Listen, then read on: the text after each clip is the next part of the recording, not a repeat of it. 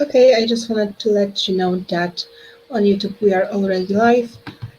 So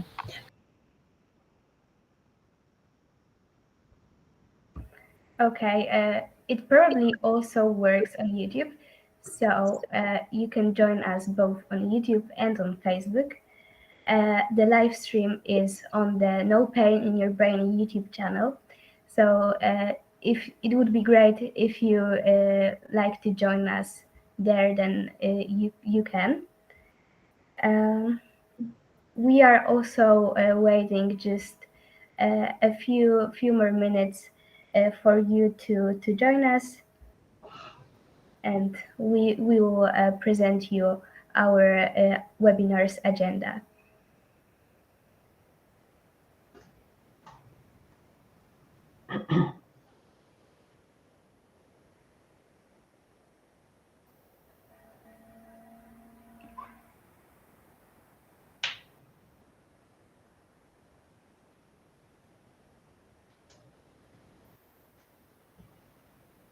Okay, I think that we can officially start right now. So, as you know, today is the day of fighting depression. That's why, with the Ideal Me Enrichment Foundation, we are organizing a live stream about depression. I'm very happy that you are with us today. I'm very happy that you're joining us, and I hope that you can learn from this live stream a lot. We have amazing speakers today with us. We have Dr. Eva Antchak, the Ideal Me Enrichment Foundation representative, psychologist and president of the Ideal Me Foundation, and she's also um, an amazing speaker and expert from education. Thank you for joining us. Thank you for having me. Okay, and we also have Gabriela. Gabriela is a mental health professional, and she is from Trinidad and Tobago. Thank you so much. Thanks for being with us. So the theme of our webinar is depression and suicide attempts and its results. And I will ask firstly Dr. Eva a few questions, then also Gabrielle. And after that, we will have a Q&A session. So if you have any questions during our live stream, then you can leave them in comments, and we will try to answer as many as possible. So my first question will be to Dr. Eva. And you can already see her amazing presentation. So my first question to you is, how, as an expert, how do you recognize when somebody is having symptoms of depression? First of all, I would like to say that in Canada, we have 25% of people suffering from some kind of mental health problems. And as you see here, 4.7%, so the biggest amount of people suffer from depression. Recognizing when someone is starting to display symptoms of depression can be tough, but it is important to keep an eye out for changes in behavior and mood.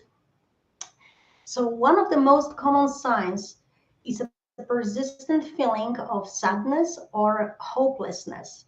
If you or somebody you know has been feeling down or gloomy for an extended period of time, it could be a sign of depression. Another sign to look out for is a loss of interest in activities that were once enjoyable. For example, if you or your friend suddenly stops participating in hobbies or spending time with family and friends, it might be worth checking in to see how they are doing. Depression can also affect appetite and sleep. We need to remember that this is a medical disorder, mental illness that affects brain in several ways.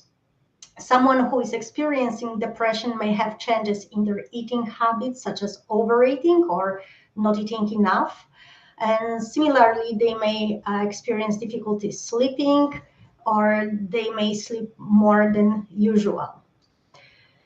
Um, Other common symptom of depression includes feeling fatigued and difficulty concentrating or making decisions, and experiencing feelings of worthlessness and guilt. So if someone you know is experiencing any of these symptoms, it is important to seek help from a mental health provider. Therapy or medications can be effective treatment for depression, and also lifestyle changes such as exercise, healthy eating, and getting enough sleep can also help alleviate some of the symptoms. I think it is important to emphasize that it's always okay to reach out for help when you need it. It's definitely not a sign of weakness, it's a sign of strength. And depression can be challenging condition to manage, but with the right support and treatment, it is possible to feel better and regain a sense of well-being. Thank you for that answer. You mentioned that the person who is experiencing symptoms of depression has them for extended amount of time. So could you please tell me what are depressive states and how are they different from depression? Um, in terms of depressive states and depression, they are related but distinct concepts.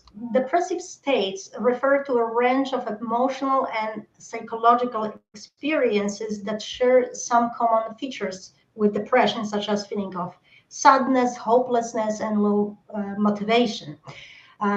These states may be brief or chronic and can be triggered by a variety of factors, including life events, stress, or illness. So if something bad happens in my life, I can feel sad. Depression, however, is a clinical mental health disorder characterized by persistent and intense feelings of sadness, loss of interest or pleasure in activities, and range of physical and cognitive symptoms such as fatigue, sleep disturbances, changes in appetite, and difficulty concentrating. So things that I mentioned a moment ago.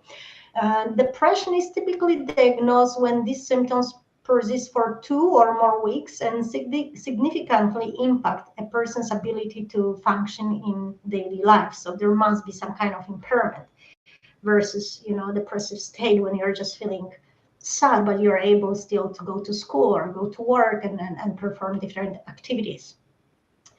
So while depressive states and depression share some common symptoms, they differ in their severity, duration, and impact on a person's overall functioning. So depressive states are generally less severe and may be considered a normal response to life stressors or difficult situations, while depression is a more severe and persistent condition that requires professional treatment. That's a crucial information.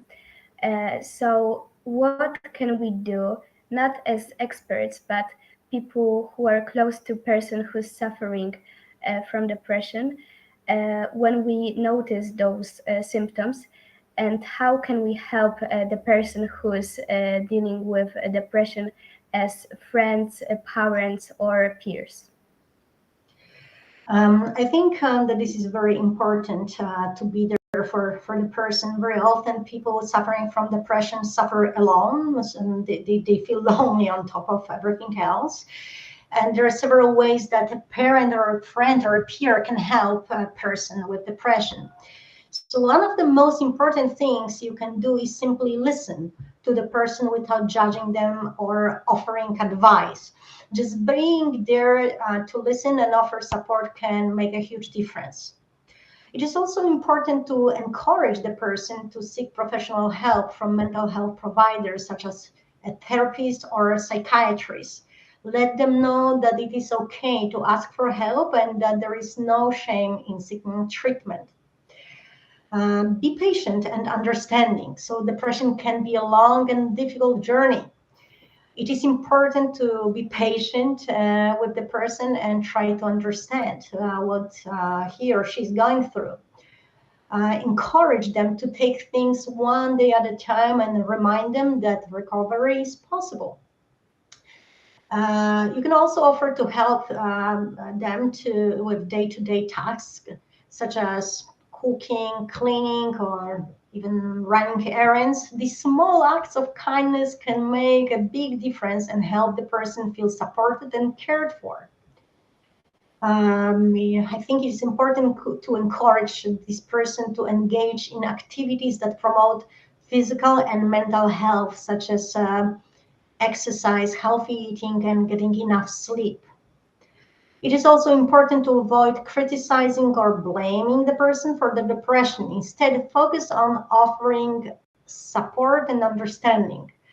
And I guess, staying in touch with the person is super important. Check with them on a regular basis and let them know that you care and are there for them if they need you.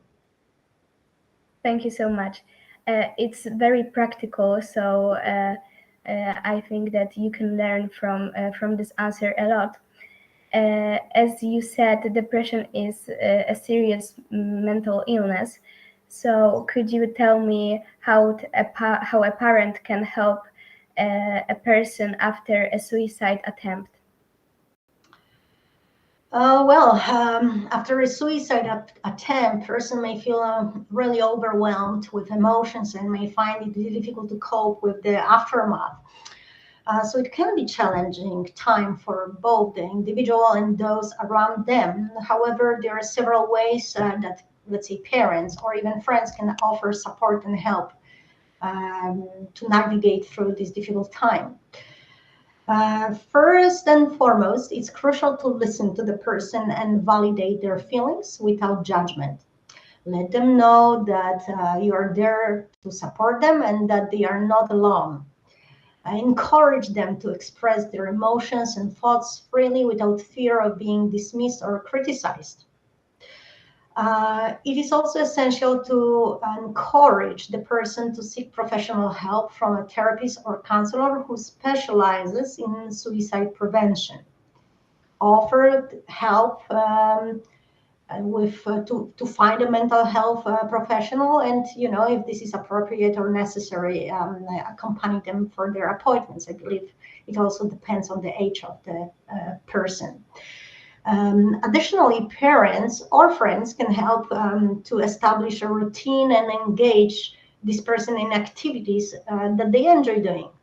So encourage them to participate in some activities that give them joy and sense of accomplishment, such as sports, art, or music. It is also important to ensure that they are taking care of their basic needs, such as getting enough sleep, eating well, and exercising regularly. Finally, be patient and understanding. Recovery from suicide attempt can be a long and challenging process, and it's essential to support the person throughout their journey. Offer them love, compassion, and support, and remind them that they are valued and appreciated. With time, patience, and professional help, hopefully the person can heal and move forward towards a brighter future. Thank you. As we can see, helping somebody who is having depression is quite complex, and we have to be extremely careful doing it. So my next question is, what we can say to the person who's having depression? Well, if you know someone who is struggling with depression, it can be really challenging to know what to say to them. It's important to approach the conversation with empathy and understanding and to listen to what they have to say without judgment. And here are some things you could say to someone with depression.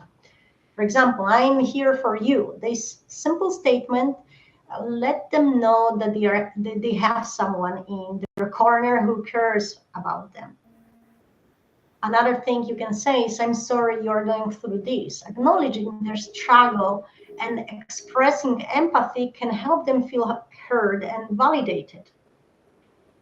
Would you like to talk about how you're feeling? Sometimes just having someone to talk to can make a big difference. You don't have to go through this alone. Letting them know that you're there to support them can be incredibly reassuring. As I said before, a lot of people go through depression alone, and it is even more difficult for them.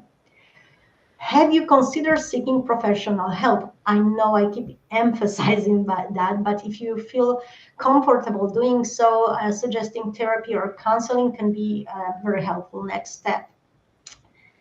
Especially that medical depression very often may require medications, or really combination of medications and therapy, psychotherapy.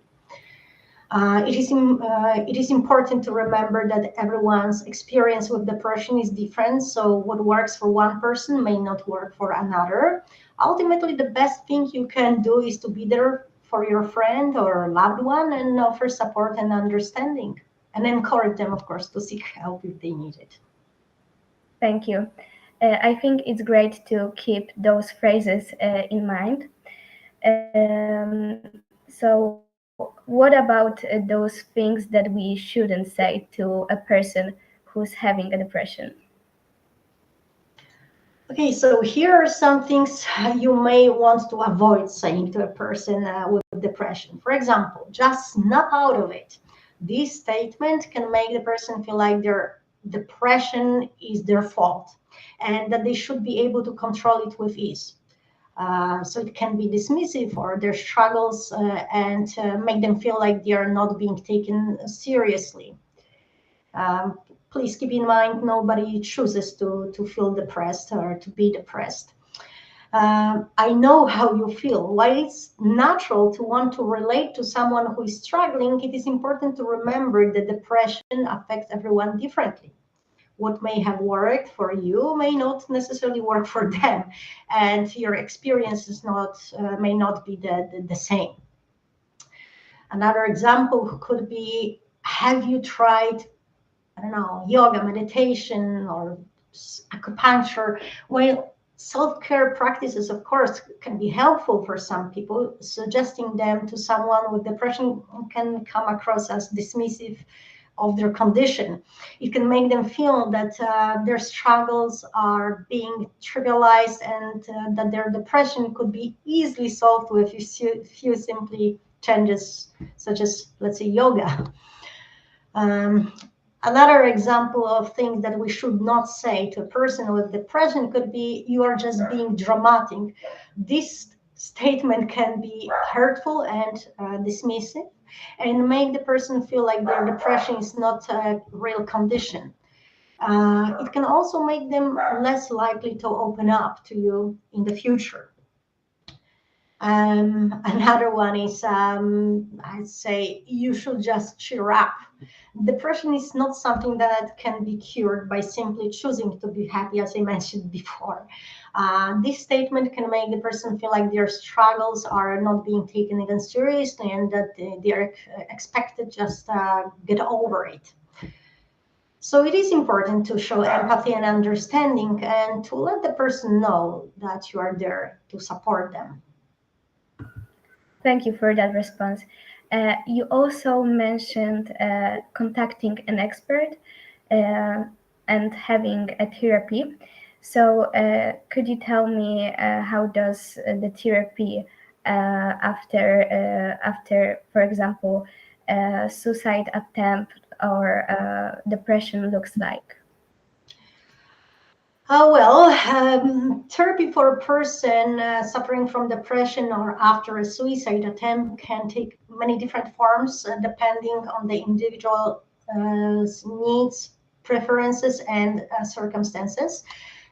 Generally speaking, therapy for depression or suicidal thoughts typically involves working with a mental health professional, such as therapist or counselor, to explore the underlying causes of the person's distress, develop coping strategies, and learn new ways to manage difficult emotions and thoughts. So One of the most common approach to therapy for depression is cognitive behavioral therapy, also called CBT, which helps individuals identify and change negative thoughts, patterns, and behaviors that may be contributing to their depression. These may involve working with therapists to challenge distorted thinking, develop a more balanced and realistic perspective, and practice new behaviors and coping strategies. Another possible approach is interpersonal therapy, which focuses on improving the person's relationships and communication skills. So, this can be especially helpful for individuals who are experiencing depression or suicidal thoughts as a result of relationship problems or, let's say, social isolation. Um, for individuals who have recently attempted suicide, therapy may also involve addressing any immediate safety concerns and develop a safety plan to prevent future attempts. In addition, therapy may involve exploring the person's experiences and feelings leading up to the suicide attempt and working to develop a deeper understanding of the underlying factors that contributed to this distress. So overall, therapy for depression and suicide attempts is highly personalized and tailored to the individual's specific needs and circumstances. And by working with skilled and compassionate mental health professional, individuals can learn to manage their depression or suicidal thoughts, develop healthy coping strategies, and ultimately improve their overall well-being. Also, as I mentioned before, sometimes it is important to visit a psychiatrist because some forms of depression may require some kind of medications. Thank you so much for sharing with us all of that very important information.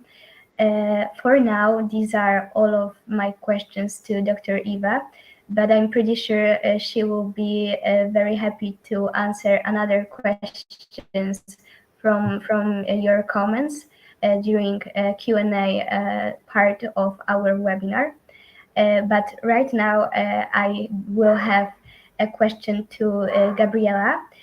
As you know, in Poland, there are about 1.5 million people who are struggling with depression. So this is a very important problem in my country. So I would really like to ask you, is a depression a problem in your country? Thank you so much for that question. Yes, depression is a problem in Trinidad and Tobago. It's a problem everywhere, of course. We would really like for it to not exist, but it's a real issue here in Trinidad and Tobago, in the sense that, yes, there are very few studies, but, 1 or 2 studies that have cited something like 53,000 people suffering from depression in Trinidad and Tobago, which is a big number because our population is only 1.4 million in all. And so, it is an issue on that end, as well as it's an issue because that number may not truly represent, the realistic aspect of what the numbers really are, because depression, mental health, and illness is something that isn't regularly talked about, and not something that people really understand to say that, they will be able to, as Dr. Eva said, go to a mental health professional, to look at their symptoms and see, is this depression or am I just sad, to be able to compare and to tell whether they really do need, clinical help or not. And so it may be that we have a much bigger representative number of people that are fighting with depression, or it may not. But I think that is a challenge because, we're not sure. Yeah. Thank you. As we can hear, depression is a problem on the global scale, and it's not only in Poland or in Canada. It's everywhere, and everyone can experience depression, and everyone around us can have symptoms of depression.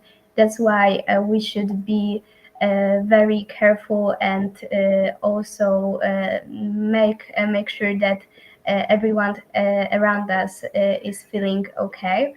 I think it's very important that we will take some actions and make even educational webinars or meetings like this one today. We will continue spreading knowledge on the internet and also in person. So I would really like to invite you to the next workshop, which is in Toronto. It is Ideal Me workshop about building self-esteem and confidence.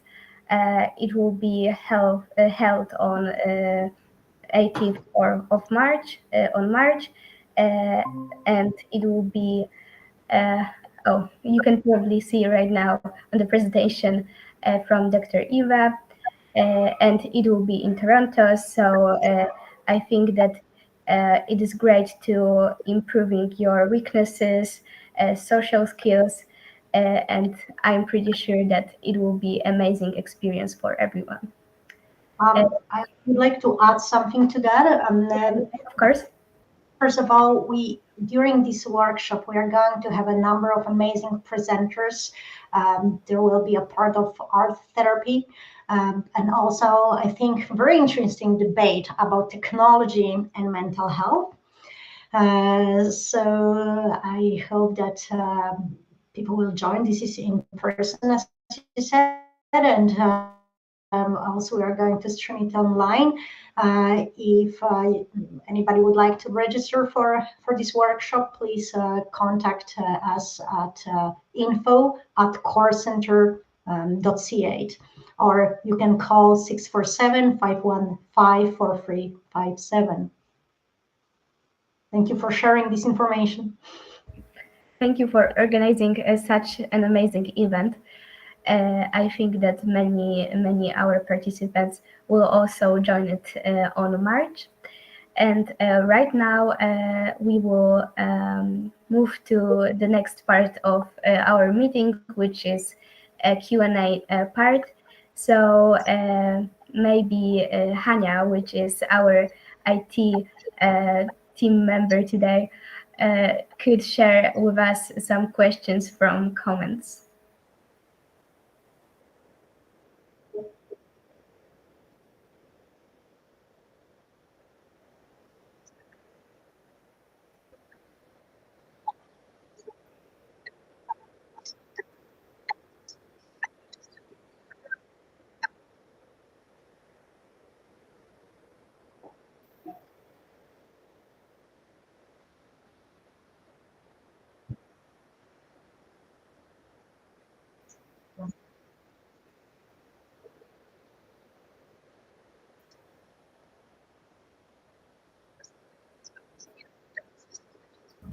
Okay, thank you so much for reading that comment, and thank you so much for leaving it in the comment section.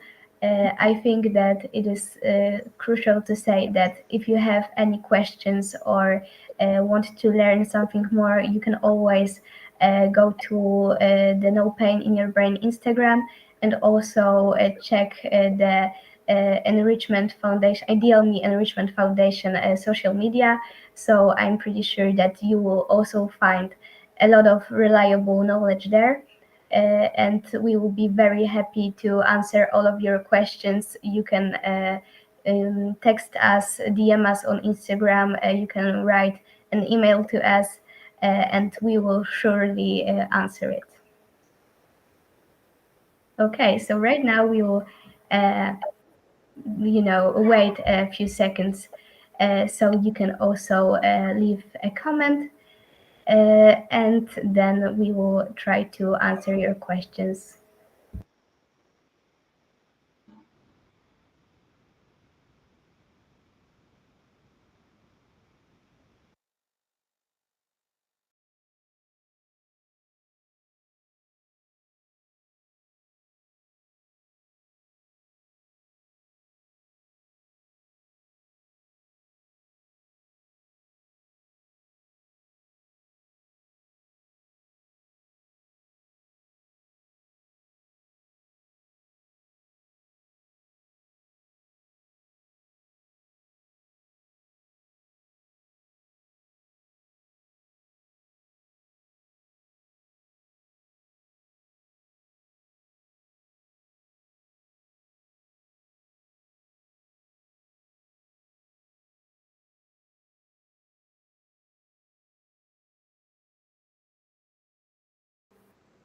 Okay, so we don't have any questions, so I think that Dr. Eva described all of the issues very well.